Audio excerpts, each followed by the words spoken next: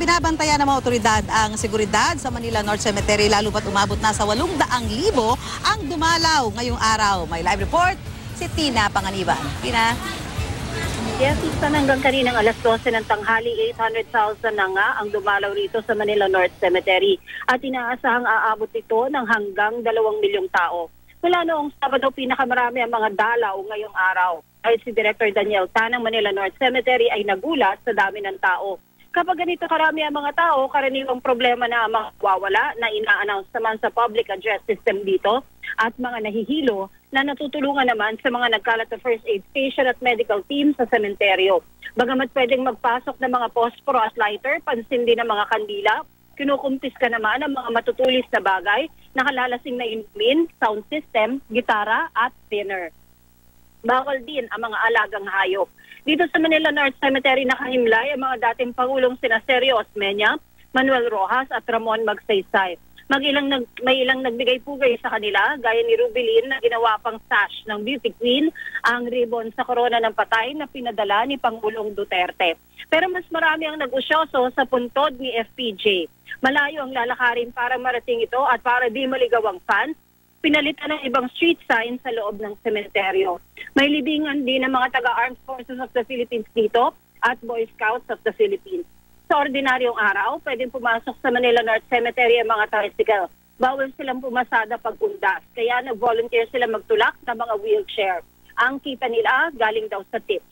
Marami mga ibinebenta sa loob at labas ng Manila North Cemetery, gaya ng mga pagkain, bulaklak at kandila, at yung mga bagay na di konektado sa undas, gaya ng mga lobo. Ang Chuchi Foundation naman, abala sa pag-segregate ng mga basurang pwede pang i-recycle. May nag-aalok din ng masahe at hilot para mapanatili ang kaayusan at seguridad sa sementeryo.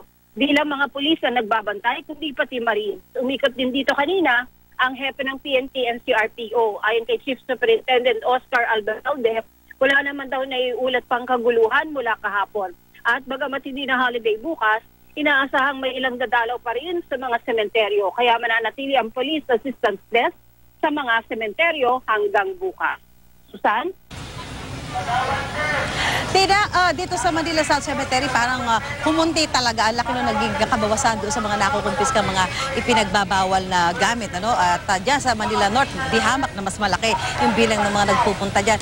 Meron ka bang napansin mo rin ba kung bumababa o tumaas yung mga nakukumpiskang ipinagbabawal na gamit?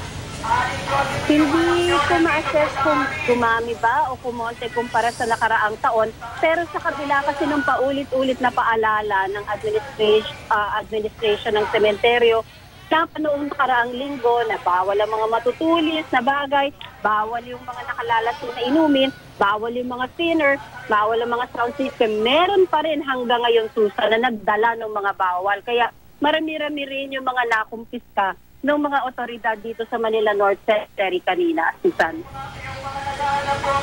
Oo. So ngayon, Tina, isa napapansin mo ba, mas marami na ba yung umuuwi o pareho din yung bilang na umaalis at dumadating pa dyan sa sementeryo? Mula kanina, mas konti na yung dumarating at marami-rami na yung mga umuuwi, Susan. Kanina talagang halos hindi mo makita yung asfalto sa entrada pa lang ng sementeryo. Ngayon kahit pa paano, kumonti na yung mga tao kumpara kanina, Susan. Okay, maraming salamat, Tina Panganiban Perez.